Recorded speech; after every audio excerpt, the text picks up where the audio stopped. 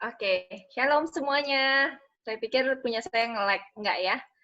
Eh, Oke, soalnya di sini ada tanda katanya internet saya nggak stabil. Oke ya, bisa didengar ya suara saya ya? Oke, gimana kabarnya? Saya yakin semuanya dalam keadaan yang luar biasa, dahsyat, dan selalu mantap. Amin ya. Kita beri kemuliaan yang terbaik deh untuk Tuhan kita yang luar biasa dalam tujuan ilahi ya, hidup dalam tujuan ilahi. Nah, beberapa waktu yang lalu dalam renungan yang di NLC dan juga perenungan yang disampaikan di dalam khotbah NLC dan FC ya, kita sudah belajar 2 minggu belakangan. Yang pertama itu tentang hal-hal apa saja yang bisa menyita perhatian kita atau yang bisa menjadi tujuan kita apabila kehidupan kita tidak dipimpin oleh tujuan ilahi ya. Ada sekitar 5 hal yang bisa mengendalikan kehidupan kita, baik kita sadari ataupun tanpa kita sadari ya, yaitu bisa jadi kita digerakkan oleh apa namanya masa lalu kita, rasa bersalah di masa lalu gitu ya, rasa ingin kembali di entah itu kejayaan di masa lalu atau ke peristiwa-peristiwa yang tidak mengenakan di masa lalu gitu ya. Atau bisa juga digerakkan oleh amarah, oleh kebencian, ada juga yang digerakkan oleh rasa takut, ada juga yang digerakkan oleh kebutuhan akan pengakuan, mendapatkan persetujuan dari orang-orang di sekelilingnya, dan ada juga yang digerakkan oleh materialisme atau keinginan untuk memiliki banyak barang atau banyak uang gitu ya, materi gitu. Nah, padahal segala sesuatunya itu tidak akan pernah bisa menggantikan kemuliaan dari apabila kita hidup di dalam tujuan ilahi ya. Pada saat kita hidup di dalam tujuan ilahi, maka paling tidak ada 3 hal yang kita boleh alami. Yang pertama, saat kita hidup di dalam tujuan ilahi, kehidupan kita akan menjadi lebih bermakna ya. Kehidupan kita akan menjadi lebih bermakna. Kemudian hal yang kedua, pada saat kita hidup di dalam tujuan ilahi, maka hidup kita akan menjadi lebih fokus dan hidup kita pun akan menjadi lebih sederhana ya. Kita tidak akan merasa stres atau merasa kelelahan atau merasa terlalu banyak tuntutan ya, karena kita akan fokus pada apa yang menjadi tujuan ilahi di dalam kehidupan kita. Dan hal yang ketiga, saat kita fokus di dalam tujuan ilahi, maka kehidupan kita dipersiapkan pada kekekalan ya. Kita sedang mempersiapkan diri kita, mempersiapkan hidup kita untuk segala sesuatu yang sifatnya kekal ya. Karena segala sesuatu yang sifatnya fana, kami juga merenung ya di rumah dalam FC, segala sesuatu yang sifatnya fana, semakin kita berusaha untuk terus memenuhi, semakin kita berusaha untuk terus berusaha untuk mencapainya, uniknya justru kita merasa semakin nggak puas ya. Uniknya justru kita merasa semakin kekurangan ya. Entah seberapa banyaknya pun yang kita miliki, entah seberapa kuatnya pun kita berusaha, kita berupaya untuk mendapatkan apa yang kita pikir menjadi tujuan kita, tetapi apabila tujuan itu sifatnya hanya sementara selama kita berada di dunia ini saja, maka kita akan mengalami yang namanya kekosongan di dalam hati dan kita akan tetap terus merasa kekurangan, kita akan terus merasa kita belum mencapai apapun gitu ya. Kita akan merasa kosong sekalipun di tengah keramaian misalnya, atau kita akan merasa kosong sekalipun di tengah-tengah puncak kejayaan, karena itu banyak sekali orang yang mengalami gitu. Jadi dari sana kita bisa belajar bahwa betapa penting bagi kita untuk hidup di dalam tujuan ilahi, karena pada akhirnya saat kita kembali pulang menghadap kepada Tuhan, kita akan menghadap tahta pengadilan, ya kita akan bertemu dengan Tuhan dan kita akan diminta untuk bertanggung jawab atas segala sesuatu yang hari ini ada pada kita, entah itu kekayaan, uang kita ya, entah itu waktu kita, entah itu kesehatan, entah itu bakat, entah itu karunia, apapun itu yang ada pada kita hari ini, entah itu hubungan-hubungan yang kita punya, kepintaran, dan lain sebagainya ya, segala sesuatu yang kita punya saat ini, ada saatnya kita diminta untuk bertanggung jawab atas apa yang kita gunakan, atas apa yang kita hasilkan dari apa yang telah Tuhan berikan di dalam kehidupan kita. Karena itu penting bagi kita untuk kita bersama-sama merenungkan Apa sih yang Tuhan mau di dalam kehidupan kita, supaya kita terfokus, hidup kita boleh terfokus, hidup kita boleh memiliki makna, dan kita boleh mempersiapkan diri kita di dalam kekekalan. Nah, pada sore hari ini kita akan belajar tentang ciri-ciri orang yang memiliki tujuan ilahi. Ya, ada ciri-ciri orang yang memiliki tujuan ilahi. Kita belajar dari kehidupan Rasul Paulus yang akan diambil dari 1 Tesalonika 2, 1 Tesalonika 2 ayat yang pertama sampai dengan ayat yang ke-12 ya. Kita akan belajar 3 poin di sana. 3 poinnya akan disingkat menjadi BMK, Bapak Ibu Saudara ya. Jadi 3 poin itu akan disingkat menjadi BMK. Kita akan belajar sama-sama satu persatu ya. Kita mulai dari ayat 1 dan kedua.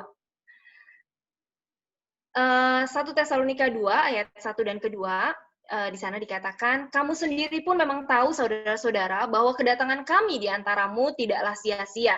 Tapi sungguh pun kami sebelumnya, seperti kamu tahu, telah dianiaya dan dihina di Filipi, namun dengan pertolongan Allah kita, kami beroleh keberanian untuk memberitakan Injil Allah kepada kamu dalam perjuangan yang berat.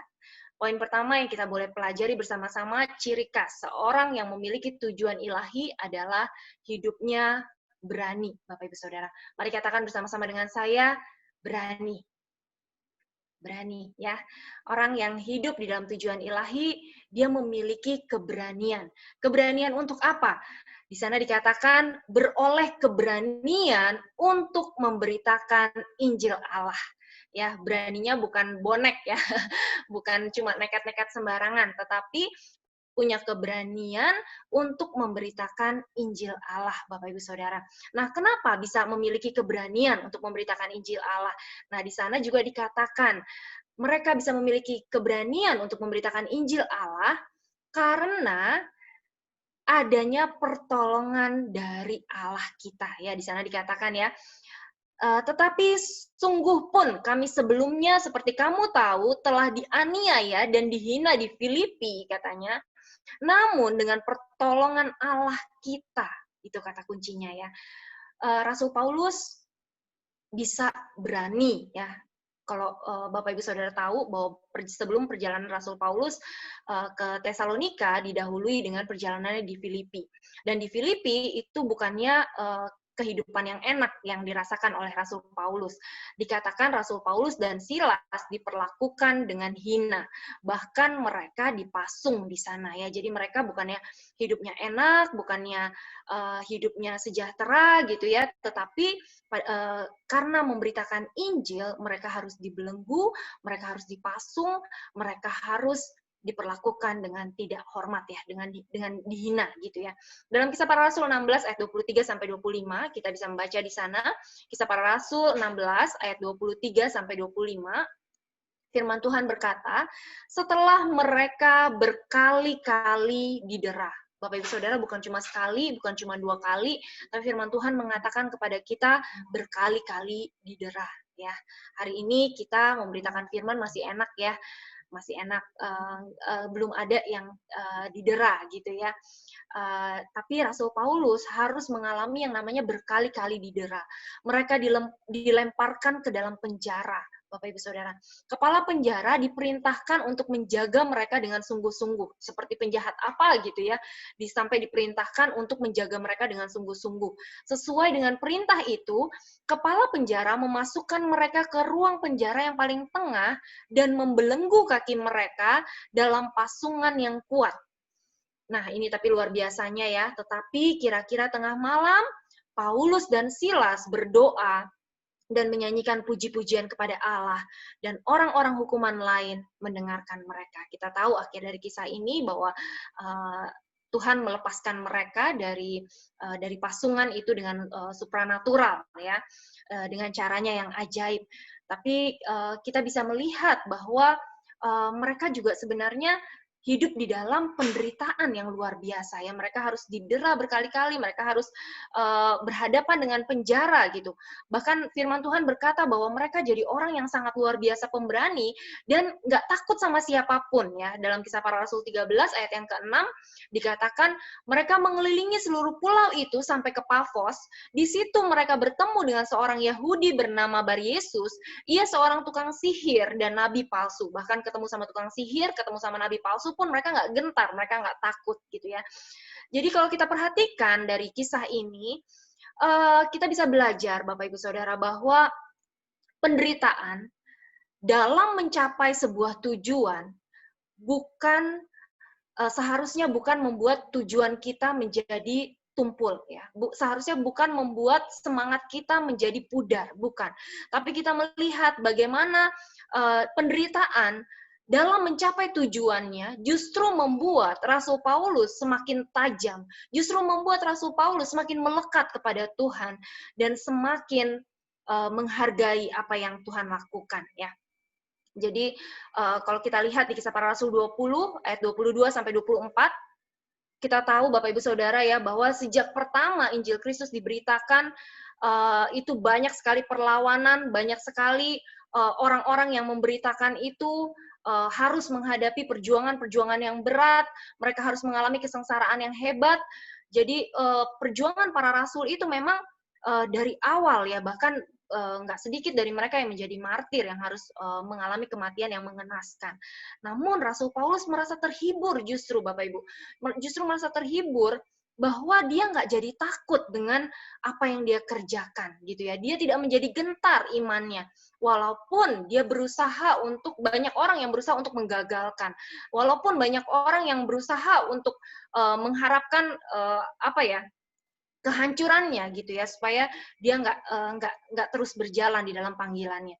Dalam Kisah Para Rasul 20 ayat 22 sampai 24 kita bisa lihat di sana dikatakan, tetapi sekarang sebagai tawanan roh, aku pergi ke Yerusalem dan aku tidak tahu apa yang akan terjadi atas diriku di situ. Kadang kita juga gitu ya, mungkin kita kadang ngerasa, aduh saya nggak tahu nih apa yang akan terjadi bagi kehidupan saya ke depannya. Namun kalau kita tahu, kadang-kadang kita ngerasa, oh tapi kita punya pengharapan bahwa di dalam Tuhan kita berharap bahwa segala sesuatunya akan baik adanya. Namun Rasul Paulus nggak seperti itu Bapak Ibu. Karena kenapa? Karena Rasul Paulus sudah diberitahu sama Roh Kudus. Jadi sudah dinyatakan sama Roh Kudus katanya ya. Aku tidak tahu apa yang akan terjadi atas diriku di situ selain daripada yang dinyatakan Roh Kudus dari kota ke kota kepadaku, bahwa, nah ini luar biasanya ya, yang menanti dia adalah penjara dan sengsara menunggu aku. Itu luar biasa Bapak Ibu. Jadi saya waktu merenung ya, kalau saya ada di posisinya Paulus, saya nggak tahu apa yang akan terjadi dengan hidup saya nggak tahu apa yang akan terjadi ketika saya menjalani panggilan untuk memberitakan Injil kabar baik, selain diberitahu oleh Roh Kudus bahwa penjara dan sengsara yang nungguin saya di depan sana. Tapi yang luar biasanya Bapak Ibu Saudara, Rasul Paulus melihat jauh ke depan.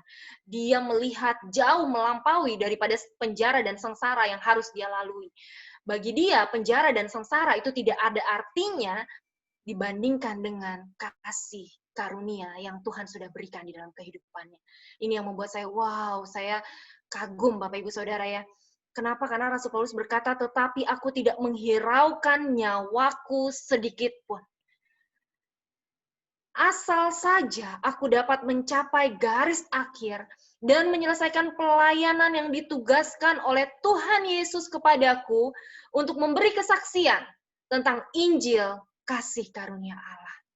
Wow, dia bisa melihat jauh melampaui dari apa yang bisa membelenggu tubuhnya, dia bisa melihat jauh melampaui dari apapun yang bisa menghancurkan tubuhnya. Tidak ada yang bisa memisahkan dia dari kasih Tuhan yang begitu besar. Dia tahu bahwa di akhirnya dia akan berhadapan muka dengan pencipta yang begitu mengasihi dia. Dia tahu bahwa di akhir hidupnya dia bisa menyelesaikan pertandingan ini dengan baik. Ya, luar biasa banget ya. Aku dapat mencapai garis akhir dan menyelesaikan pelayanan yang ditugaskan oleh Tuhan Yesus kepadaku. Hari ini mari kita sama-sama renungkan Bapak Ibu Saudara, tujuan ilahi seharusnya membuat kita menjadi orang-orang yang berani untuk memberitakan Injil kebenaran firman Kristus. Seharusnya membuat kita tidak lagi memusingkan hidup kita ya, tidak memusingkan nyawa kita, tidak memusingkan diri kita.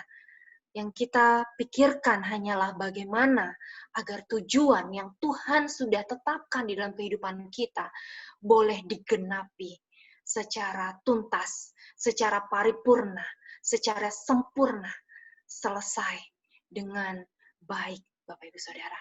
Ya, kita bisa lihat bagaimana sih kok bisa ya, dia bisa begitu luar biasa. Kenapa dia bisa punya keberanian yang begitu luar biasa?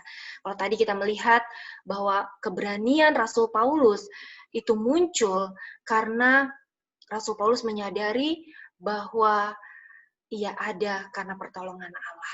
Ya, namun dengan pertolongan Allah dia beroleh keberanian. Itu kata kuncinya, Bapak Ibu Saudara. Mari kita sama-sama juga menyadari bahwa Allah yang kita sembah tidak pernah sedetik pun meninggalkan kita. Bahwa Allah yang kita sembah, dia ada di dalam setiap musim di dalam kehidupan kita. Dia ada saat kita dalam kesesakan. Dia ada saat kita di dalam kelimpahan. Dia ada di setiap saat dalam pergumulan, dalam kita menghadapi kesukaran di dalam kehidupan ini. Saat segala sesuatunya terlihat baik-baik saja, dia selalu ada, dia selalu menyertai, dia ada di dalam setiap musim dalam kehidupan kita. Dia bahkan pribadi yang lebih dekat dari pakaian yang kita pakai. Tidak pernah sedetik pun dia meninggalkan kita. Bahkan saat kita seringkali merasa tidak mampu berjalan seorang diri, dia adalah pribadi yang selalu menggendong kita, membawa kita di dalam pelukannya yang erat. Kisah Para Rasul 4 ayat 31, kita juga bisa belajar, Bapak Ibu Saudara, bagaimana rasul-rasul bisa mengalami kekuatan, bagaimana mereka bisa memberitakan Injil dengan penuh keberanian. Kisah Para Rasul 4 ayat 31, firman Tuhan berkata, dan ketika mereka sedang berdoa, goyanglah tempat mereka berkumpul itu, dan mereka semua penuh dengan Roh Kudus. Lalu mereka memberitakan firman Allah dengan berani. Kehadiran Roh Kudus di dalam kehidupan kita membuat kita memiliki keberanian. Ya, hal yang pertama yang kita bisa pelajari, ciri khas seorang yang hidup di dalam tujuan ilahi adalah hidupnya berani, Bapak Ibu Saudara. Berani untuk apa? Berani untuk memberitakan Injil kabar baik. Kenapa bisa berani memberitakan Injil kabar baik? Karena Allah yang menolong dan Allah yang selalu menyertai.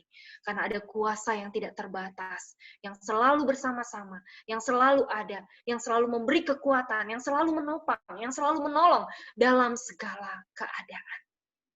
Hal kedua yang kita bisa pelajari, kita belajar dari ayat yang ketiga sampai dengan ayat yang keenam. Dari 1 Tesalonika 2, ayat yang ketiga sampai dengan ayat yang keenam. Kita lihat di sana, mulai dari ayat yang ketiga, Bapak Ibu Saudara, saya bacakan. Sebab nasihat kami tidak lahir dari kesesatan atau dari maksud yang tidak murni, dan juga tidak disertai tipu daya. Hal yang kedua yang kita bisa pelajari, ciri khas seorang yang hidup di dalam tujuan ilahi adalah murni, Bapak Ibu Saudara. Murni. Rasul Paulus menyadari bahwa apa yang dia lakukan murni, Bapak Ibu, dan tulus ya. Dan ini adalah salah satu alasan keberhasilan kenapa berita Injil bisa secara luas diberitakan oleh Rasul Paulus, dan kenapa dia bisa menulis begitu banyak bagian dalam Alkitab Perjanjian Baru yang hari ini kita baca. Injil yang dia beritakan dan dia nasihatkan supaya jemaat di Tesalonika percaya dan taati adalah Injil yang sungguh-sungguh murni dan tidak diubah. Ya, tujuannya bukan untuk mendirikan sebuah golongan. Rasul Paulus ada di sana, Rasul Paulus memberitakan Injil bukan untuk membentuk grup, bukan untuk membentuk golongan, Bapak Ibu Saudara, atau untuk menarik orang-orang untuk ikut dalam satu kelompok, gitu ya, bukan. Tetapi dia ada memberitakan Injil kabar baik untuk menggalakkan ibadah yang murni dan yang tidak bercacat di hadapan Allah Bapa kita. Itu kerinduan dia. Injil yang dia beritakan tidak mengandung tipu daya, melainkan benar dan murni, tidak mengandung kesalahan, dan bukan sebuah dongeng yang direncanakan dengan licik. Ya, jadi dia memberitakan segala sesuatunya dengan sesuai dengan aslinya, Bapak Ibu Saudara. Beberapa waktu yang lalu Bapak Gembala ada share ke kita ya sebuah video yang sangat bagus sekali saya nonton, Bapak Ibu, dari pendeta Benny Solihin ya, yang judulnya adalah Preach the Word Biblically. Jadi bagaimana supaya kita sebagai pemberita-pemberita Injil menyampaikan berita Injil sesuai dengan amanat yang ada di dalam teks Injil itu.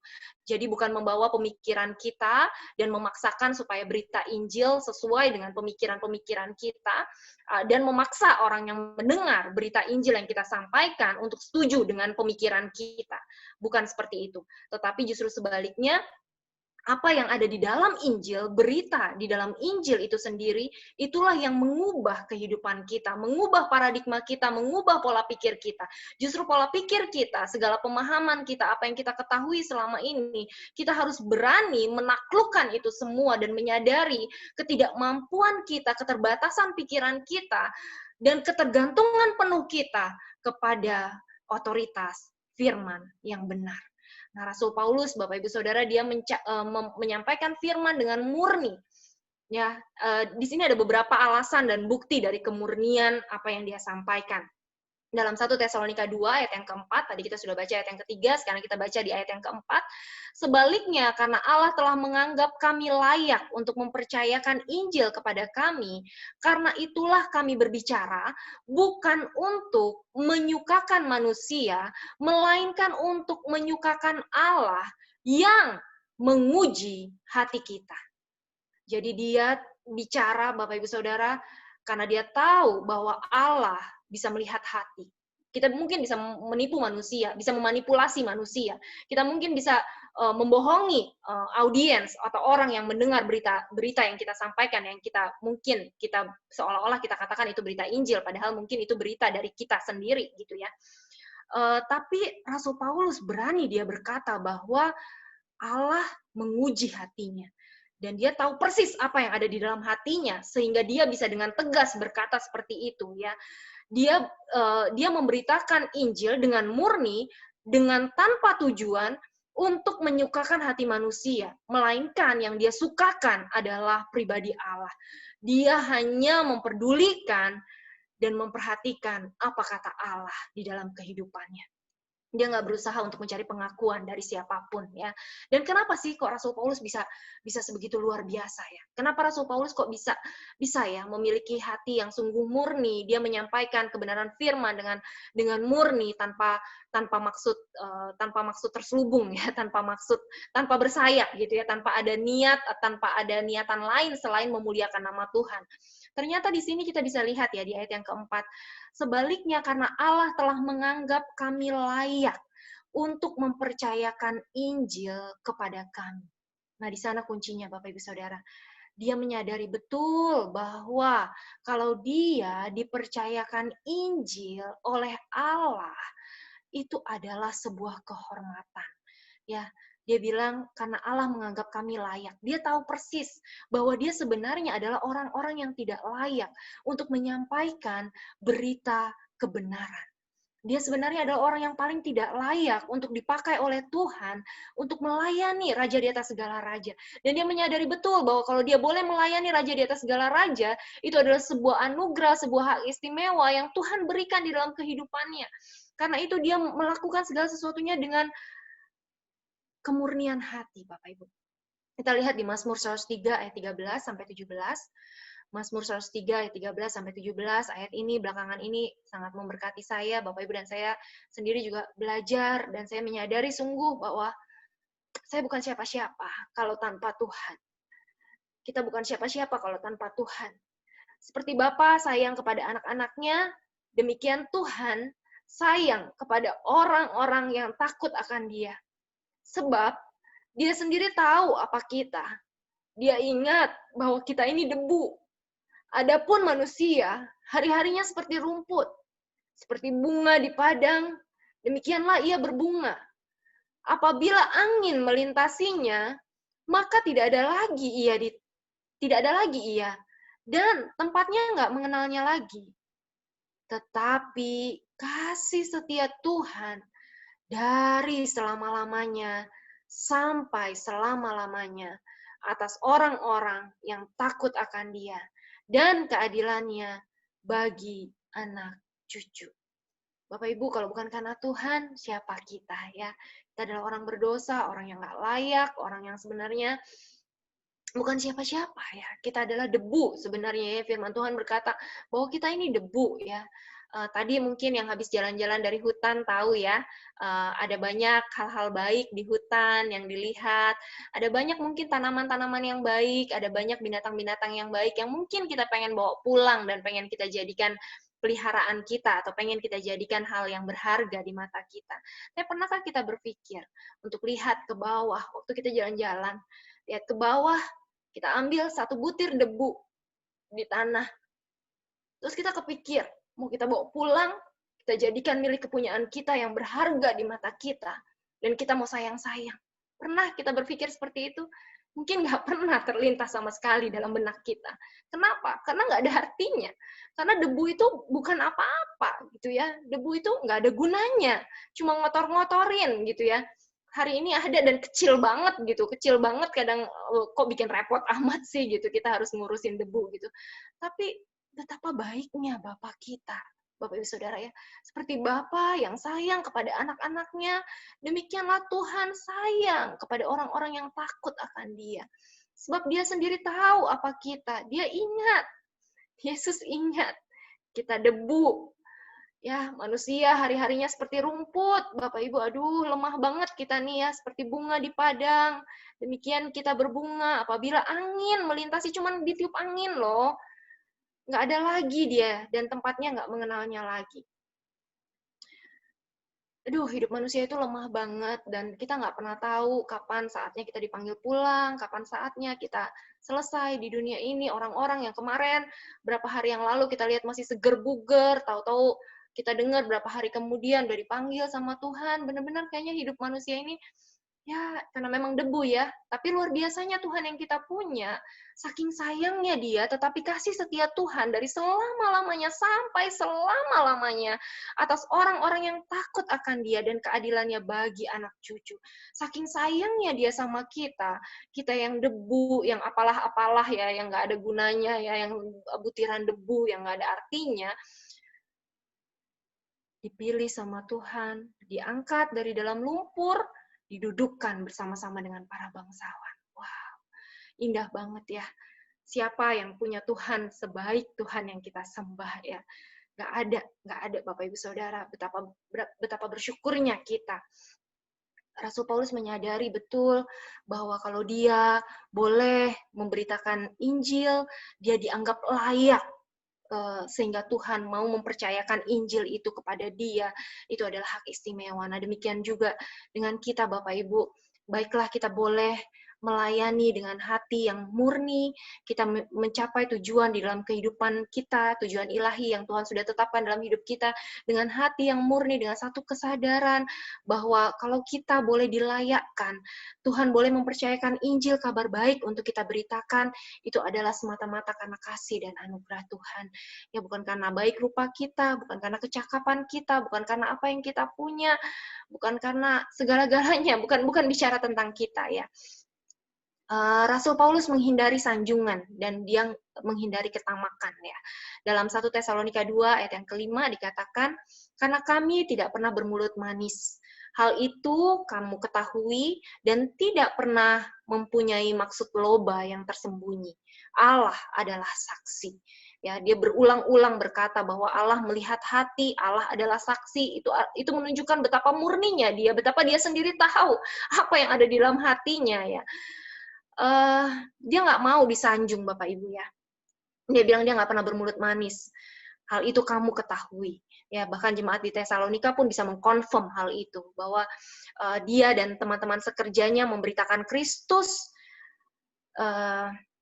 yang disalibkan. Dan dia tidak bertujuan untuk memperoleh keuntungan bagi diri sendiri dengan membuat orang-orang menyukai mereka atau membuat orang menyanjung-nyanjung dan memuja-muja mereka. Enggak, sama sekali dia enggak melakukan hal itu, Bapak Ibu. Dia enggak mengambil kredit atas kebenaran firman yang memerdekakan banyak orang, yang mungkin bisa saja membuat orang menjadi salah ya, fokusnya menjadi fokus kepada dia, bukan kepada Tuhan. Tapi dia tidak mengambil hal itu ya. Dan dia juga tidak menyanjung orang-orang yang hidup di dalam dosa. Dan dia akan memberitahu kepada mereka kalau mereka harus hidup dengan benar sesuai dengan kebenaran firman. Jadi dia nggak berusaha untuk bermulut manis untuk menyenangkan semua orang dengan mengatakan orang yang berbuat dosa, oh nggak apa-apa, kamu baik-baik aja. Enggak ya. Nah, saya baca ayat ini, Bapak Ibu Saudara, saya terus terang, saya dibukakan dan saya sendiri diberkati, dan saya sekarang belajar untuk mengerti prinsipnya Pak Gembala ya Bapak Ibu. Kadang-kadang saya mungkin suka nanya gitu ya, kenapa kok kadang ngomongnya keras gitu ya. Kadang saya berpikir nanti orang tersinggung nggak gitu. Nanti kalau kita ngomong seperti ini nanti jadi salah paham nggak gitu ya. Tapi Bapak Gembala punya prinsip Bapak Ibu, dan saya belajar di sini. Saya belajar bahwa ini memang kebenarannya memang harus seperti ini gitu ya. Bahwa kebenaran itu memang harus disampaikan. Kalau orang hidup di dalam dosa, ya memang harus disampaikan dengan apa adanya. Kita nggak perlu berusaha untuk mencari pujian dari orang, kita tidak perlu untuk mencari pengakuan dari orang bahwa kita orang yang gimana-gimana, tapi yang paling penting adalah bagaimana supaya kebenaran itu disampaikan, dan supaya tidak ada lagi orang yang hidup di dalam dosa. Jadi kebenaran memang harus disampaikan, dan sama sekali tidak bertujuan untuk mencari keuntungan, tidak bertujuan untuk mencari puji-pujian, tidak bertujuan untuk supaya orang sanjung gitu ya. Tapi yang paling penting adalah kebenaran disampaikan gitu ya. Kebenaran yang disampaikan. Jadi itu satu hal yang luar biasa yang saya juga terus terang belajar Bapak Ibu, bahwa dalam kita memberitakan Injil kabar baik, kadang ada hal yang nggak enak, yang terpaksa memang harus kita sampaikan, kejujuran yang memang harus kita sampaikan, bahwa orang tidak seharusnya anak-anak Tuhan, orang percaya tidak bisa hidup di dalam dosa, dan itu kita harus sampaikan. Nah, kadang-kadang orang yang masih hidup di dalam dosa, mereka merasa tersinggung, mereka merasa terintimidasi dan lain sebagainya gitu ya. Padahal yang namanya kebenaran yang memang harus disampaikan gitu, dan kita ada untuk memuliakan nama Tuhan, kita ada untuk menyampaikan Injil kabar baik, dan bukan untuk menyenangkan manusia. Ya, jadi dia tidak mencari puji-pujian, dia tidak mencari sanjungan, dan dia juga menghindari yang namanya ketamakan, Bapak Ibu. Dia tidak menjadikan pelayanannya sebagai selubung untuk mencari untung gitu ya, atau penutup untuk maksud loba yang tersembunyi. Dan dia berkata Allah adalah saksinya. Tujuan dia bukan untuk memperkaya dirinya sendiri ketika dia memberitakan Injil. Sama sekali dia nggak lakukan itu. Bahkan dia tidak membuat persetujuan dengan mereka untuk mendapatkan makanan ya. Bahkan untuk mendapatkan makanan dia pun dia nggak pernah gitu minta sama orang-orang yang dia beritakan Injil gitu. Dia nggak seperti rasul-rasul palsu yang karena serakahnya berusaha untuk mencari untung dengan cerita-cerita isapan jempol dari orang banyak. Berusaha untuk mencari untung dari orang banyak. 2 Petrus 2 ayat yang ketiga. 2 Petrus 2 ayat yang ketiga kita bisa lihat bagaimana guru-guru palsu mencari untung, Bapak Ibu Saudara. Dan karena serakahnya, guru-guru palsu itu akan berusaha mencari untung dari kamu dengan cerita-cerita isapan jempol mereka. Tetapi untuk perbuatan mereka itu, hukuman telah lama tersedia dan kebinasaan tidak akan tertunda. Jadi saya bersyukur banget ya, kita bersyukur Bapak Ibu. Sore hari ini saya merasa bersyukur sekali ya, bahwa saking baiknya Tuhan, Tuhan berikan kepada kita komunitas yang sungguh-sungguh melakukan kebenaran firman, Bapak Ibu Saudara. Kita berada di bawah bimbingan Bapak Gembala yang sungguh-sungguh mempraktekkan kebenaran firman Kristus di dalam kehidupannya. Saking sayangnya Tuhan sama kita ya, kita ditempatkan di dalam keluarga New Life, di dalam keluarga yang memang sungguh-sungguh mempraktekkan kebenaran firman Kristus. Rasul Paulus menghindari hasrat berlebihan dan kesombongan. Dalam 1 Tesalonika 2 ayat yang ke-6 dikatakan, juga tidak pernah kami mencari pujian dari manusia, baik dari kamu maupun dari orang-orang lain. Sekalipun kami dapat berbuat demikian sebagai rasul-rasul Kristus.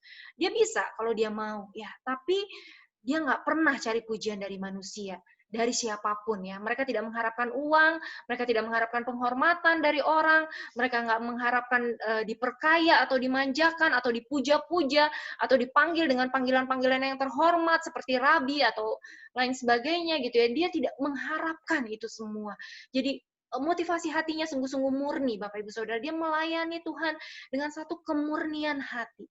Kenapa bisa dengan satu kemurnian hati? Karena dia menyadari bahwa kalau dia dianggap layak oleh Tuhan untuk memberitakan Injil kabar baik, itu adalah sebuah anugerah.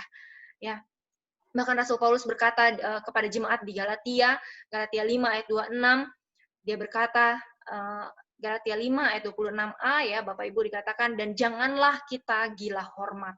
Dia dengan secara tegas dia berkata, janganlah kita gila hormat ya. Dia sebenarnya bisa saja menggunakan wewenang sebagai rasul, mengharapkan penghargaan yang lebih besar, bisa aja dia nuntut tunjangan hidup yang mungkin orang lain mungkin mau saja lakukan, tapi Rasul Paulus tidak melakukan hal itu. 2 Korintus 4 ayat yang kedua, 2 Korintus 4 ayat yang kedua, firman Tuhan berkata, kami menolak segala perbuatan tersembunyi yang memalukan. Kami tidak berlaku licik dan tidak memalsukan firman Allah. Dia tidak memakai firman Allah untuk memanipulasi orang lain ya. Jadi luar biasa banget ya, hatinya sungguh murni, Bapak Ibu Saudara. Kenapa dia bisa begitu murni di dalam mencapai tujuan ilahinya? Karena dia menyadari sungguh kalau dia boleh dilayakkan untuk memberitakan Injil kabar baik, itu adalah anugerah. Dia nggak punya tujuan jahat atau tujuan duniawi dalam pemberitaannya, dan dia memberitakan Injil kabar sukacita dengan satu ketulusan, dengan satu kemurnian hati. Ada dua hal yang kita sudah belajar pada sore hari ini, Bapak Ibu Saudara, bahwa ciri-ciri orang yang hidup di dalam tujuan ilahi ada dua. Yang pertama adalah berani untuk apa? Berani untuk memberitakan Injil. Kenapa bisa berani untuk memberitakan Injil? Karena dia menyadari bahwa pertolongannya dari Allah. Yang kedua, murni, Bapak Ibu, BM ya, murni. Kenapa dia bisa murni? Karena dia menyadari bahwa kalau dia boleh dilayakkan untuk memberitakan Injil kabar baik, itu semua karena anugerah dari Tuhan. Dan hal yang ketiga yang kita bisa pelajari, ciri khas orang yang hidup di dalam tujuan ilahi, kita lihat dari ayatnya yang ke-7 sampai dengan ayat yang ke-12. 1 Tesalonika 2 ayat 7 sampai ayat yang ke-12. Tetapi kami berlaku ramah di antara kamu sama seperti seorang ibu mengasuh dan merawati anaknya. Seperti seorang ibu yang mengasuh dan merawati anaknya, ya. Demikianlah kami dalam kasih sayang yang besar akan kamu. Bukan saja rela membagi Injil Allah dengan kamu, tetapi juga hidup kami sendiri dengan kamu. Karena kamu telah kami kasihi. Sebab kamu masih ingat, saudara-saudara, akan usaha dan jerih lelah kami, sementara kami bekerja siang malam, supaya jangan menjadi beban bagi siapapun juga di antara kamu, kami memberitakan Injil Allah kepada kamu. Kamu adalah saksi. Demikian juga Allah, betapa saleh, adil, dan tidak bercacatnya kami berlaku di antara kamu. Yang percaya, kamu tahu betapa kami seperti bapa terhadap anak-anaknya, telah menasehati kamu dan menguatkan hatimu seorang demi seorang dan meminta dengan sangat supaya kamu hidup sesuai dengan kehendak Allah yang memanggil kamu ke dalam kerajaan dan kemuliaannya. Hal ketiga yang kita bisa pelajari, ciri khas orang yang hidup di dalam tujuan ilahi adalah kasih sayang yang besar terhadap sesama. Ya, hidupnya diliputi dengan kasih sayang yang besar terhadap sesama. Orang yang hidup dalam tujuan ilahi nggak mungkin hidup di dalam keegoisan, ya, nggak mungkin hidup bagi dirinya sendiri. Orang yang hidup dalam tujuan ilahi, dia akan memiliki kasih sayang yang besar terhadap sesamanya. kita belajar dari Rasul Paulus ya, bagaimana Rasul Paulus seperti seorang ibu dikatakan di ayat yang ke-7 ya. Dan sekaligus juga seperti seorang bapak terhadap anak-anaknya. Tadi kita dengar ya. Jadi seperti seorang ibu sekaligus juga seorang bapak. Seperti seorang ibu yang mengasuh dan merawat anak-anaknya. Dan dengan kasih yang besar. Nggak cuma sekedar rela membagi Injil terus ditinggal pergi. Nggak seperti itu Bapak Ibu. Tapi sesudah membagi Injil, juga hidup kami sendiri dibagi ya. Jadi hidupnya pun dibagi dengan orang-orang yang diberitakan Injil kabar baik. Ini luar biasa banget ya. Membagi hidupnya. Karena kamu telah kami kasihi. Karena begitu besar kasihnya sampai rela membagi hidupnya. Nah, demikian pula Bapak Ibu Saudara saat ini di dalam keluarga New Life kita boleh lihat Bapak Gembala bagaimana hidupnya pun dibagikan untuk kita, bagaimana setiap harinya beliau memikirkan setiap kita, bagaimana beliau sampai begadang tengah malam memikirkan pertumbuhan iman kita dan bagaimana segala sesuatu yang ada padanya ya, uangnya sekalipun untuk senantiasa memikirkan apa yang mau dilakukan lagi supaya keluarga New Life dalam keadaan yang baik-baik saja dan bahkan bisa menjadi berkat bagi banyak orang.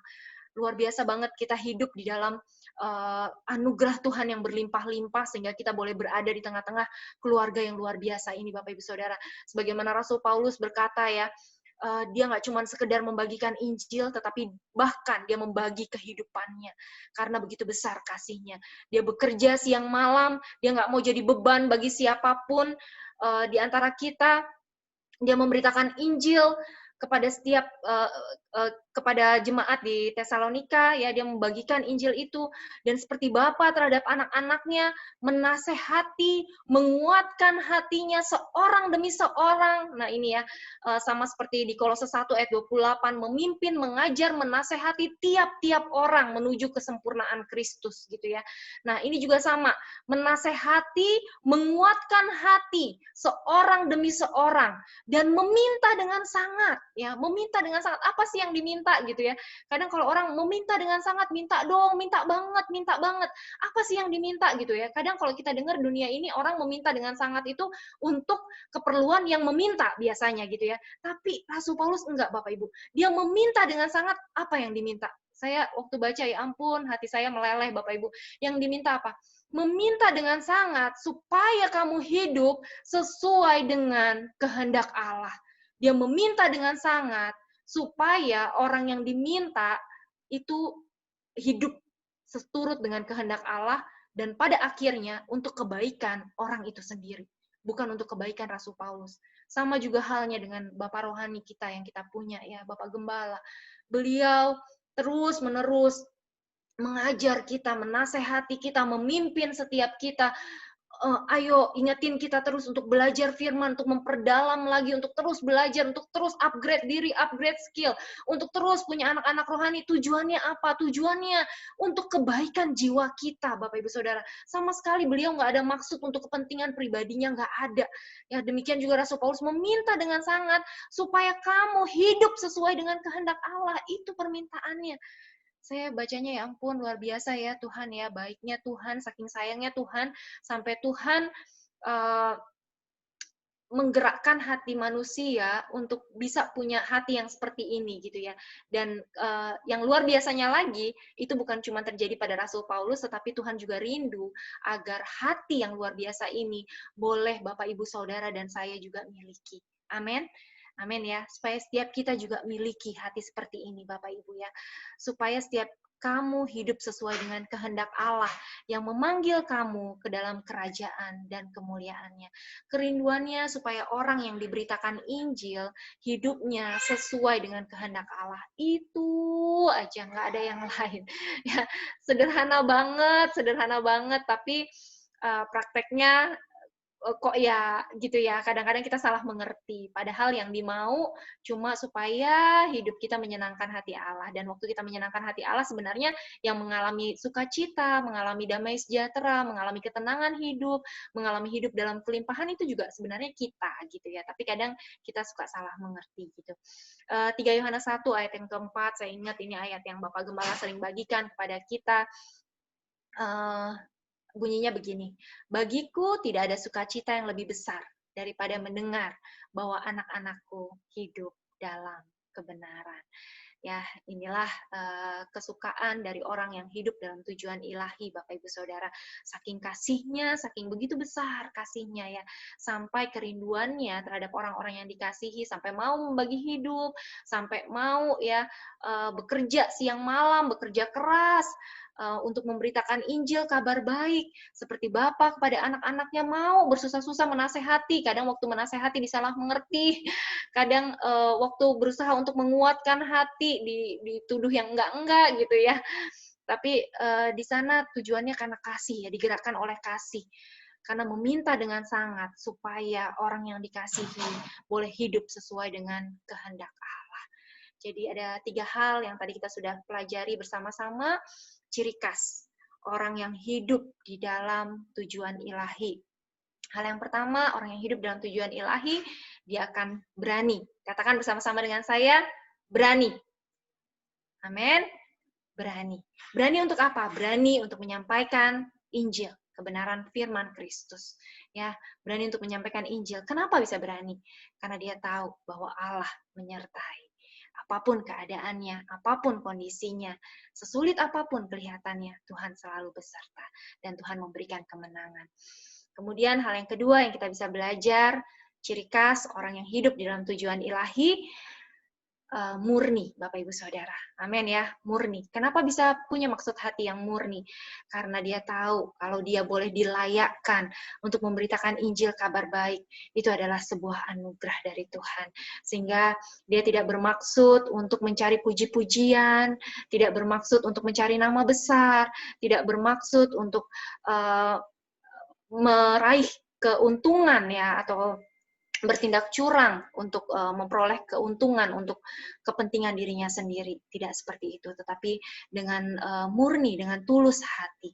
Dan hal yang ketiga yang kita bisa pelajari, ciri khas orang yang hidup di dalam tujuan ilahi, hidupnya diliputi kasih sayang yang besar terhadap sesama, sampai bahkan rela untuk tidak hanya memberitakan Injil, tapi bahkan memberikan hidupnya, ya, sama seperti seorang ibu yang mengasuh dan merawat, dan juga seperti Bapa yang menasehati, menguatkan hati, dan meminta dengan sangat supaya orang-orang yang diberitakan Injil kabar baik boleh hidup sesuai dengan kehendak Allah. Ya, ada 3 hal itu, baiklah 3 hal itu boleh menjadi perenungan kita dalam kita menemukan tujuan ilahi.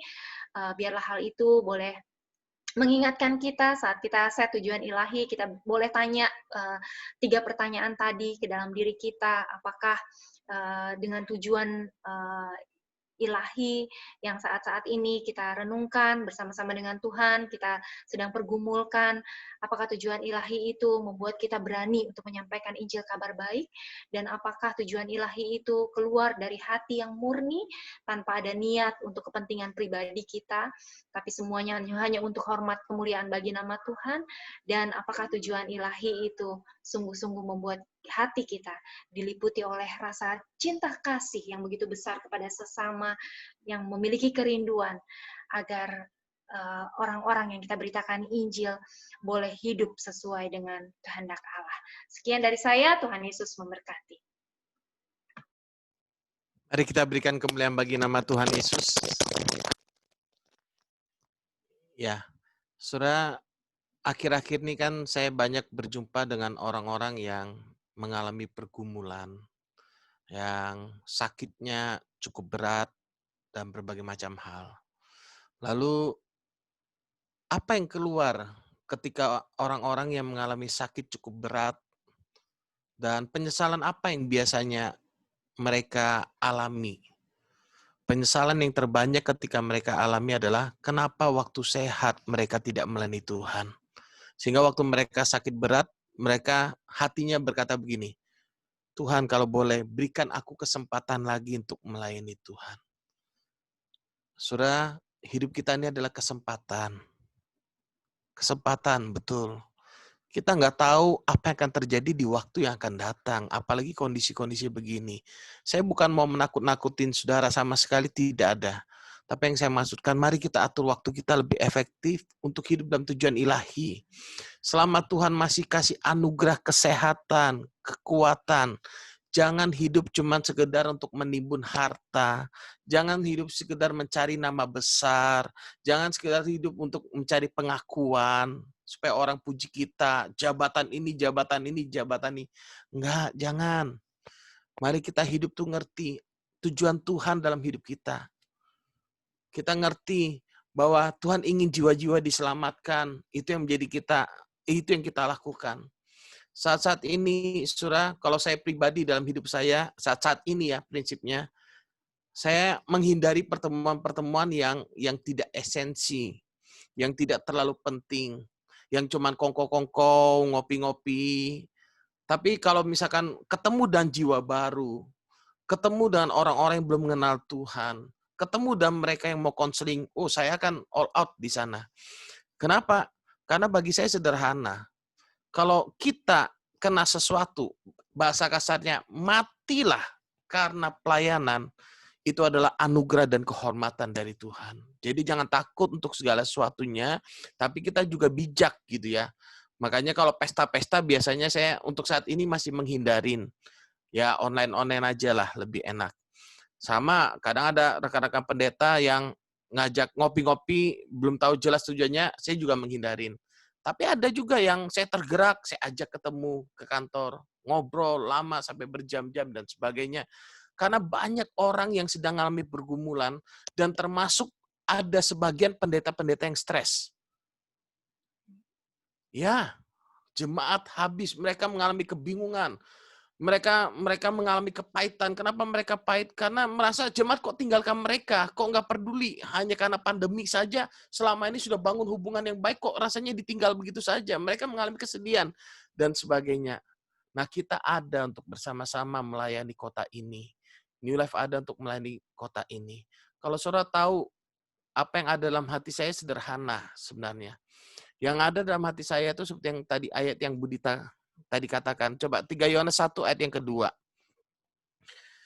3 Yohanes 1 ayat yang kedua, ini yang menjadi doa saya buat kita semua. Saudaraku yang kekasih, aku berdoa semoga engkau baik-baik dan sehat-sehat saja dalam segala sesuatu. Sama seperti jiwamu baik-baik saja. Sebab aku sangat bersukacita ketika beberapa saudara datang dan memberi kesaksian tentang hidupmu dalam kebenaran. Sebab memang engkau hidup dalam kebenaran. Bagiku tidak ada sukacita yang lebih besar daripada mendengar bahwa anak-anakku hidup dalam kebenaran.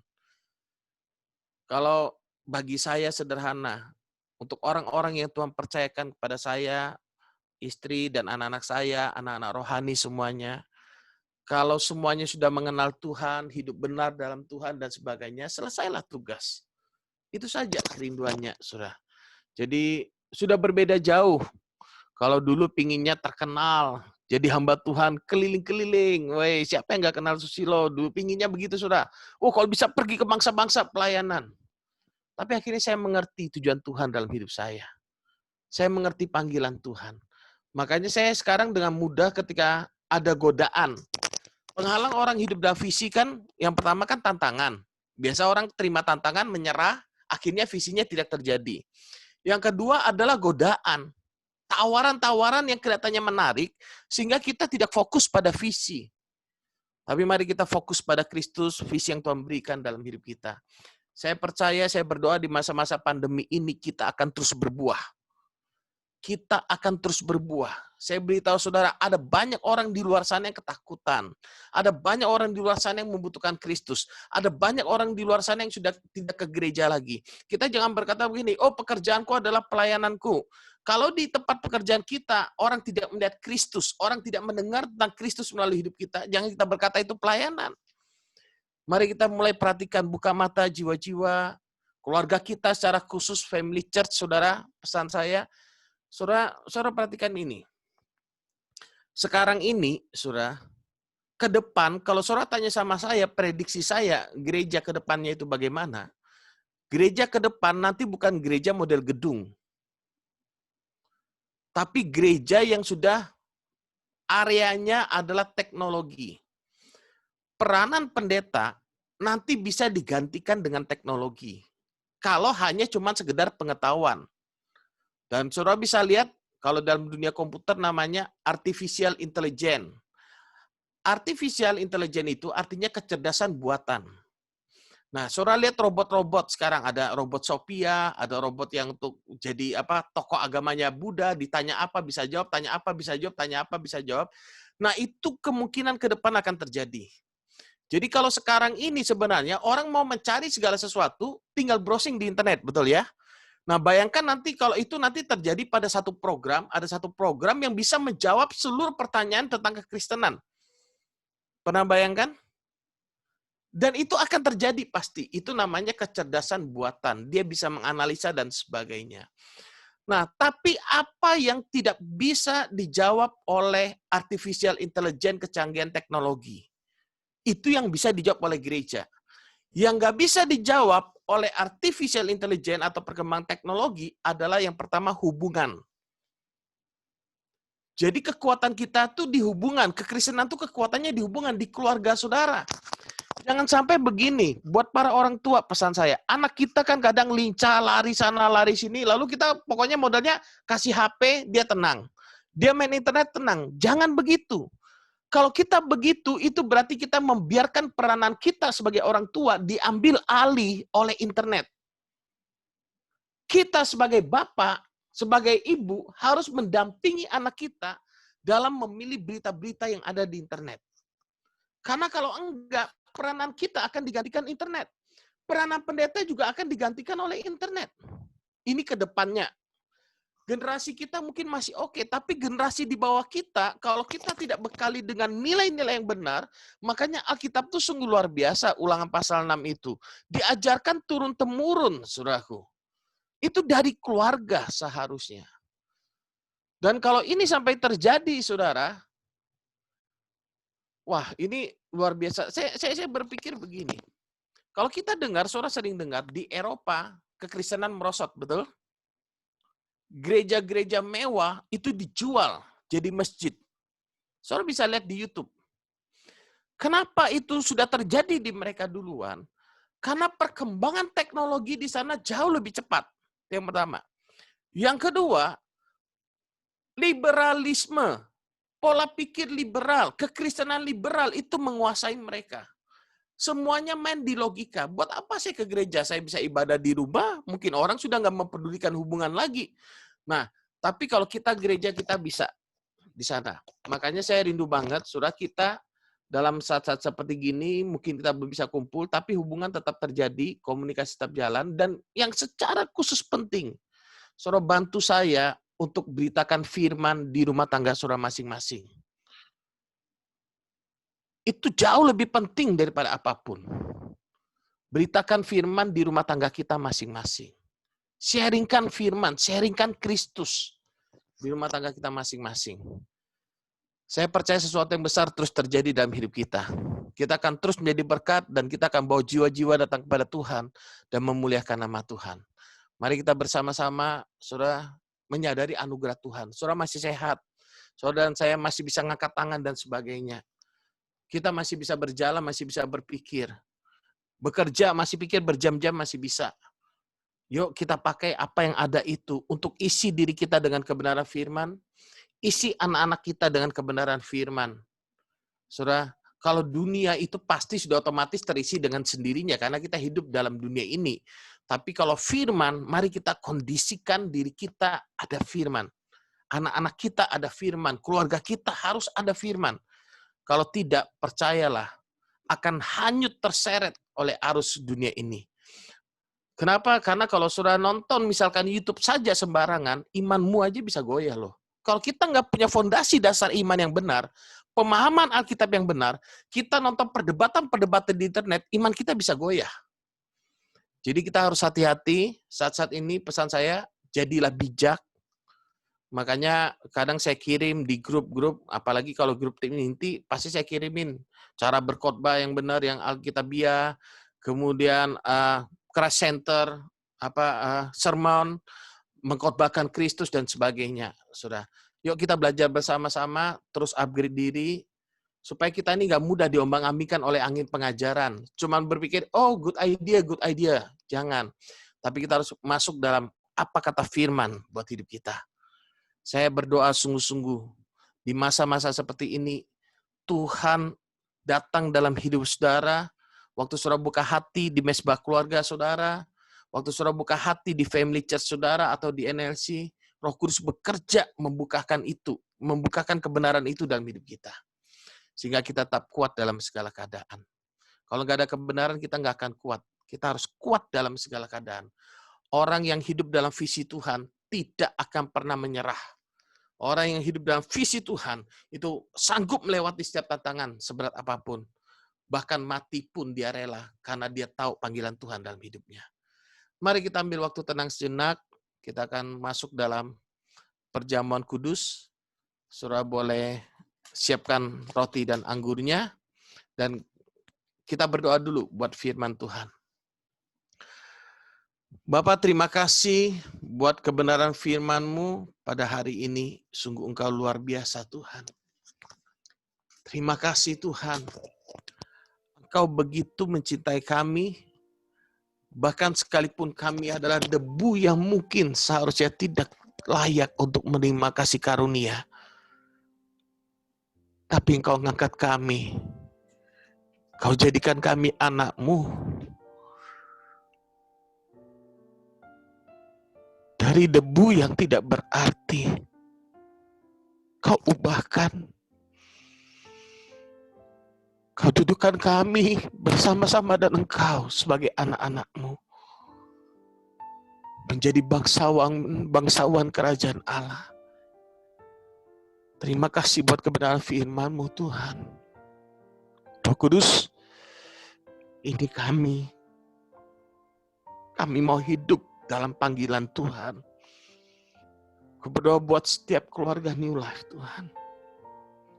Kau tolong kami, untuk kami terus terfokus pada tujuan ilahi. Untuk kami boleh menangkap hati dan pikiran-Mu dalam hidup kami. Sehingga kami boleh berani melangkah di dalamnya dengan hati yang murni. Dengan kasih sayang yang kami terima daripada Engkau, kami boleh bagikan kepada orang-orang sekitar kami. Terima kasih buat kebenaran firman-Mu pada sore hari ini, Tuhan. Terima kasih buat anak-Mu Budita, Tuhan. Terima kasih buat kasih sayang, pelukan-Mu atas Budita sekeluarga. Terima kasih buat cinta-Mu atas keluarga Budita, Tuhan. Makasih Engkau membawa keluarga ini semakin mengalami Engkau, mengenal Engkau, dan menjadi berkat bagi banyak orang. Kau memberkati Pak Bagus, Budita sekeluarga, dan aku percaya kasih karunia-Mu terus berlimpah-limpah dalam rumah tangga ini. Makasih Tuhan. Dalam nama Yesus, kami berdoa dan mengucap syukur. Haleluya. Amin. Mari kita siapkan untuk masuk dalam perjamuan kudus. Kita sadari betapa besar kemurahan Tuhan dalam hidup kita. Lebih dari hidup, kemurahan-Mu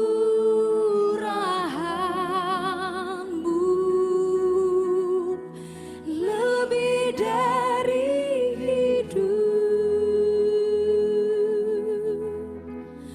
bahwa lidahku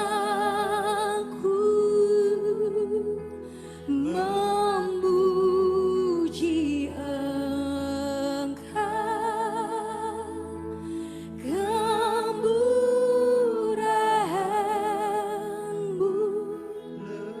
lebih dari hidup, kemurahan-Mu Tuhan, kemurahan-Mu Yesus. Lebih dari hidup, Siapakah yang seperti Engkau Tuhan? Kami mengucap syukur Tuhan. lebih dari hidup, Bahwa setiap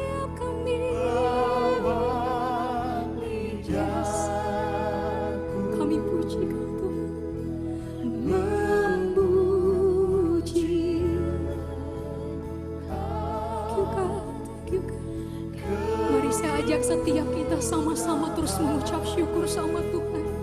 Mari lihat segala kebaikan Tuhan. Mari angkat tanganmu, mari nyatakan kemurahan-Mu Tuhan. Kemurahan-Mu lebih dari hidup. Kemurahan-Mu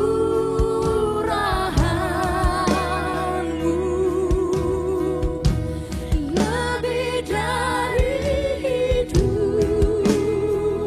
Yes Lord. Bawa lidahku memuji Engkau. Kemurahan-Mu lebih dari hidup. Mari kita angkat roti pada tangan kanan kita bersama-sama. Yesus, kami adalah orang-orang yang menerima kemurahan Tuhan, yang kami tidak layak untuk terima. Tapi semata-mata hanya karena anugerah Tuhan, kami boleh menerimanya. Bapa, terima kasih buat sore hari yang luar biasa ini. Makasih buat cinta-Mu dalam hidup kami. Makasih Engkau telah memberikan Tuhan Yesus Kristus mati di atas kayu salib, menanggung seluruh penghukuman akibat dosa-dosa kami. Terima kasih Tuhan Yesus buat tubuh-Mu dan darah-Mu. Terima kasih Tuhan. Terima kasih. Yesus. Dia sendiri telah memikul dosa-dosa kita di dalam tubuhnya di atas kayu salib. Supaya kita yang telah mati bagi dosa, hidup untuk kebenaran. Dan oleh bilur-bilurnya, kita semua telah sembuh. Saudara-saudaraku yang dikasihi oleh Tuhan Yesus, bukankah roti yang berada pada tangan kanan kita ini adalah persekutuan kita dengan tubuh Yesus Kristus? Mari kita makan dengan iman dalam nama Yesus.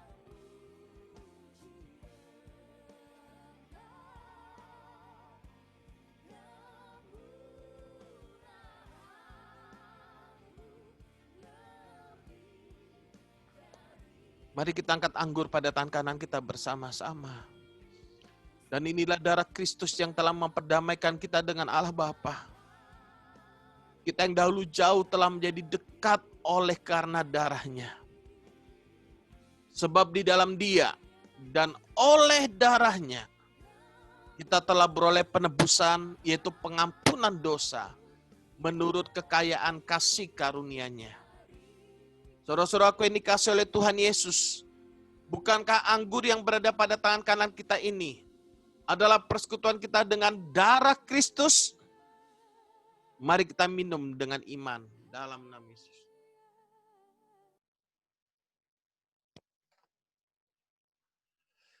Mari kita naikkan syukur kepadanya. Mari kita berterima kasih kepadanya. Terima kasih Tuhan. Nikmati anugerahnya dalam hidup kita.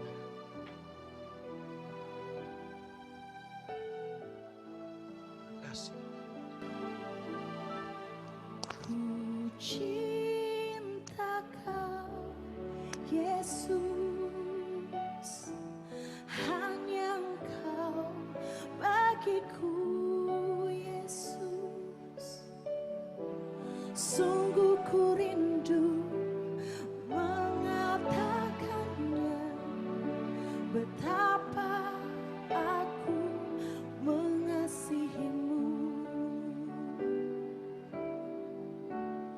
Ku cinta Kau,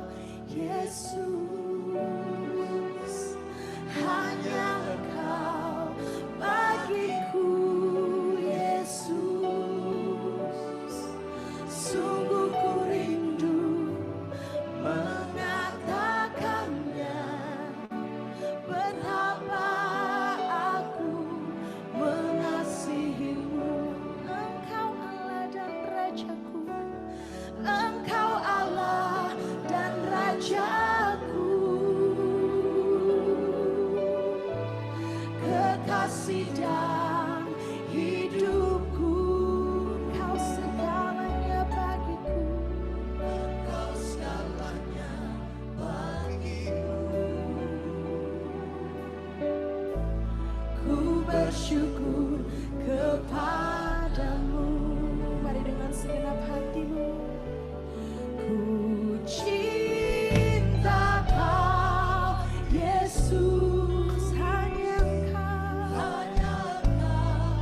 Bagiku, Yesus, kami rindu malam hari ini Tuhan. sungguh ku rindu Mengatakannya betapa aku mengasihimu. Engkau Allah dan Rajaku. Engkau Allah dan Rajaku. Kekasih dalam hidupku. Kau segalanya. Engkau segalanya bagiku. Ku bersyukur kepadamu.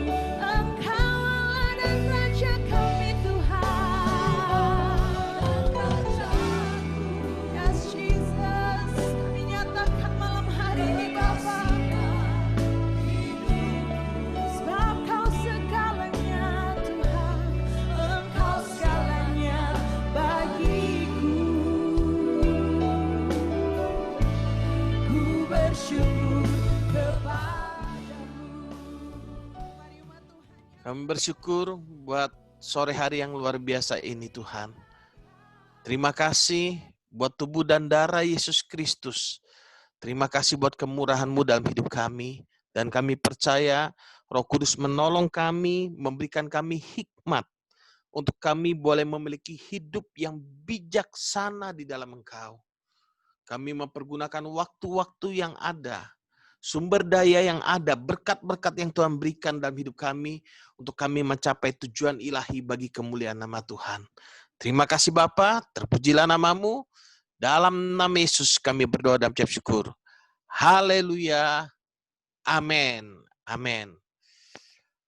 Oke, Bapak Ibu Saudara yang dikasihi oleh Tuhan, kita akan lihat pengumuman. Kita akan lihat pengumuman sebentar.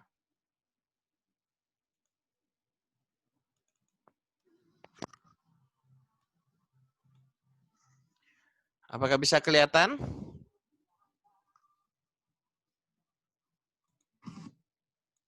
Shalom keluarga Nyelek, gimana kabarnya? Saya percaya kita selalu dalam keadaan yang luar biasa, dahsyat, dan selalu mantap. Keluarga Nyelek, mari kita saksikan info kegiatan Nyelek selama 1 minggu ini. Roma 12 ayat 11. Janganlah hendaknya kerajinanmu kendor, biarlah rohmu menyala-nyala dan layanilah Tuhan. Ya, bagi seluruh pelayan Tuhan yang melayani, ayo bergabung di dalam Excellent Servant Team. Nah, diadakan pertemuan setiap hari Senin jam 7 malam melalui aplikasi Zoom dengan ID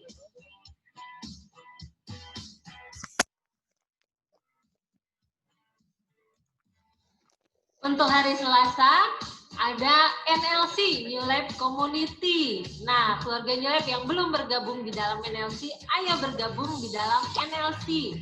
Dan bagi yang sudah bergabung di dalam NLC, tetap semangat.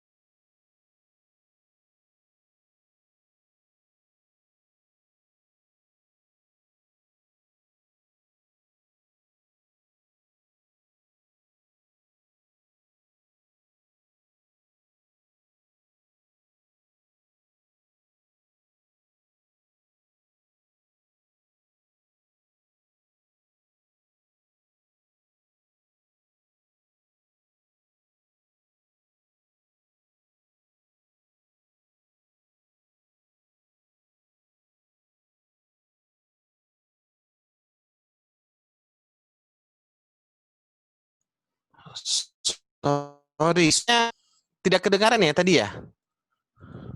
Oke, sebentar ya. Saya ulang sekali lagi ya.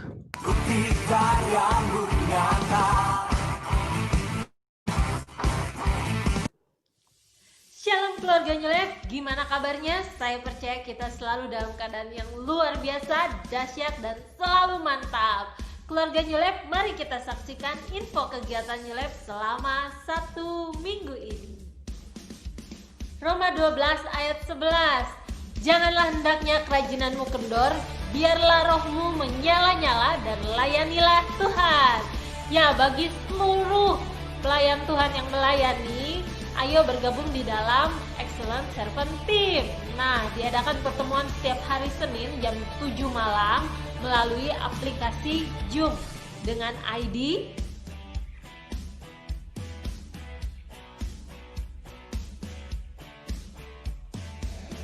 untuk hari Selasa ada NLC, New Life Community. Nah, keluarga New Life yang belum bergabung di dalam NLC, ayo bergabung di dalam NLC. Dan bagi yang sudah bergabung di dalam NLC, tetap semangat.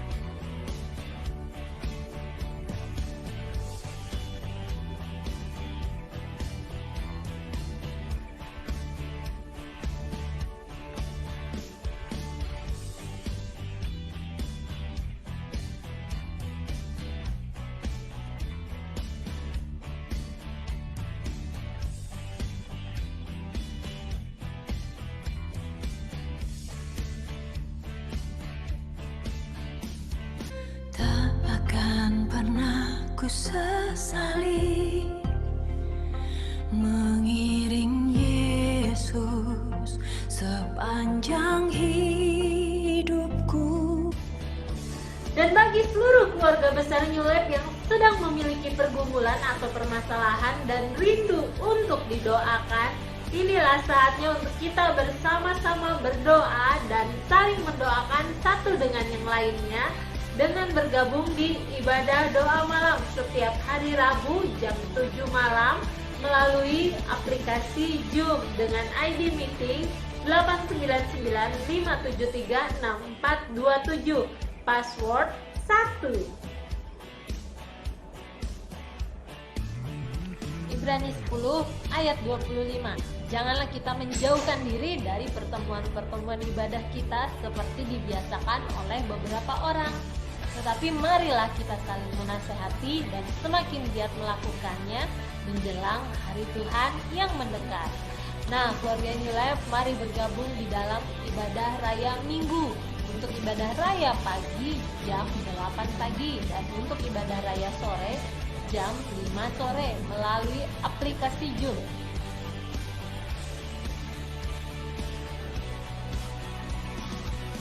Seluruh keluarga besar New Life mengucapkan selamat ulang tahun kepada saudara Alex dan kepada saudara Fredo yang berulang tahun di hari Rabu 21 Oktober 2020. Tuhan Yesus memberkati.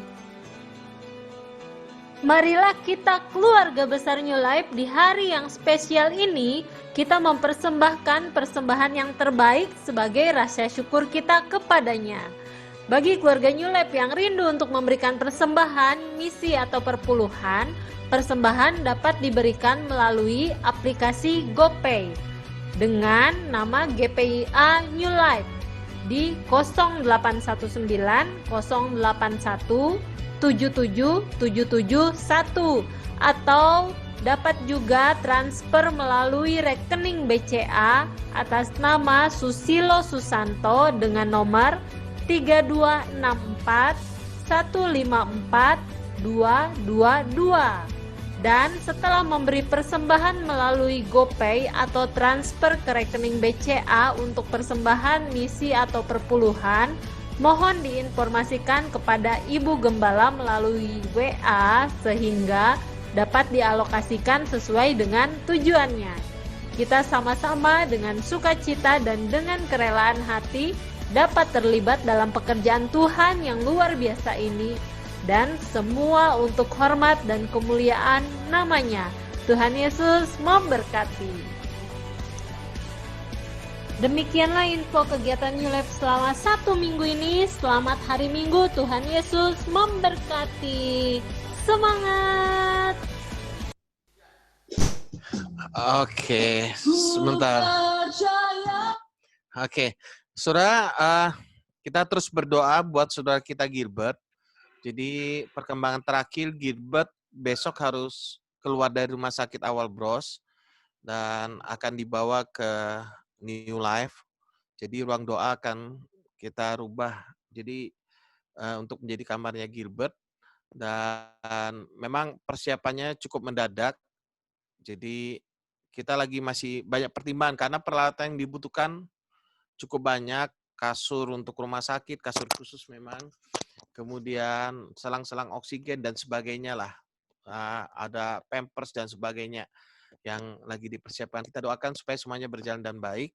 Jadi besok rencana Gilbert akan dibawa ke New Life. Dan ketika saudara nanti ke New Life, kalau mau lihat Gilbert, kalau bisa kita seminim mungkin yang masuk ke dalam ruang doa itu, ke dalam kamar.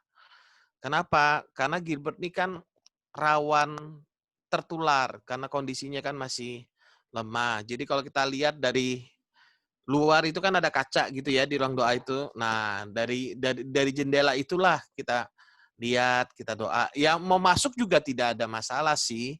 Cuman kalau bisa kita hindari, apalagi yang lagi flu, pilek, kalau bisa jangan masuk ke sana, atau kita protokol kesehatan ya, kita pastikan ya, karena Gilbert pun harus itu. Jadi kita berdoa di sana. Kemudian Gilbert kondisinya sekarang masih hanya bisa buka mata, gitu ya. Cuman waktu dia buka mata, saya coba dekatkan tangan saya ke matanya, dia bisa langsung nutup, respon di matanya ada. Dan saya sudah tanya langsung sama dokter internisnya, sakitnya Gilbert ini apa? Yang pasti hasil rongsennya itu penyumbatan di otak kiri dan otak kanan. Diperkirakan itu nanah, tapi kalau mau pastinya harus ngambil apa? Sumsum otaknya itu harus diambil dari lewat tulang belakang gitu. Nah, cuman itu harus persetujuan keluarga dan sebagainya, masih diurus semua. Jadi saudara doakan supaya Gilbert bisa terhandle dengan baik gitu ya. Jadi kita doakan saja. Saya percaya anugerah Tuhan masih ada atas Gilbert. Jadi kita sama-sama maksimal dalam melayani Gilbert satu persatu. Kita step by step. Memang dibutuhkan waktu, dibutuhkan kesabaran yang ekstra banget gitu ya. Tapi saya percaya Tuhan tolong kita semua. Oke? Jadi itu saya berharap saudara dalam doa-doa pribadi saudara sehari-hari, berdoalah buat Gilbert. Ambil waktulah sesaat. Berdoa buat Gilbert supaya anugerah Tuhan itu atas Gilbert, supaya Gilbert mampu menerima kebaikan Tuhan, anugerah Tuhan, dan menggunakan kesempatan yang ada sebaik-baiknya. Gitu ya. Jadi kita akan terus berdoa. Jadi doakan besok supaya proses pulangnya itu lancar. Kita juga lagi pertimbangan karena Gilbert juga mesti kontrol ke dokter dan sebagainya. Yang pasti kita doakan saja ya. Dan nanti apalagi kalau anak-anak pasti nggak boleh masuk ke ruang doa itu ya, Bapak Ibu. Kita sama-sama sadarin di sana, bukannya apa, karena khawatirnya beresiko bagi Gilbert dan beresiko bagi anak kita. Gitu. Bagi kita yang masuk sana juga beresiko sebenarnya. Cuman nggak apa-apa, kita percaya Tuhan tolong kita bersama-sama. Oke, itu aja pengumumannya. Saya percaya kita semua dalam keadaan baik dan sehat. Amin. Kalau saudara ada pergumulan, saudara boleh kabarin saya, konseling, kita ngobrol-ngobrol semua dari hati ke hati, baik lewat video call, atau mau langsung ke New Life, atau mau ngopi bersama. Kalau untuk keluarga New Life, saya akan selalu ada waktu buat kita semua. Oke, mari kita deklarasikan iman kita bersama, kita akhiri ibadah kita. Aku percaya kasih karunia Tuhan Yesus Kristus berlimpah-limpah dalam hidupku. Aku percaya Roh Kudus ada dalam hidupku, membukakan mata dan pikiranku, hatiku, untuk hidup dalam tujuan ilahi. Dan aku percaya kasih-Nya, kuasa-Nya, hikmat-Nya, berkat-berkat-Nya, pengurapan-Nya, perlindungan-Nya, dan penyertaan-Nya sempurna dalam hidupku sampai selama-lamanya. Saudara-saudaraku yang dikasihi oleh Tuhan Yesus, terjadilah sesuai dengan apa yang telah kita imani dan apa yang telah kita katakan bersama. Di dalam nama Bapa, Anak, dan Roh Kudus, yaitu dalam nama Tuhan Yesus Kristus. Yang percaya itu semua terjadi bersama dan saya berkata, amin, amin, amin. Tuhan berkati, kita boleh saling berfellowship bersama. Hari ini senang sekali lihat Leo dan Wida dan anak-anak, luar biasa sekali Leo. Gitu ya. Ajin, kapan datang Jin?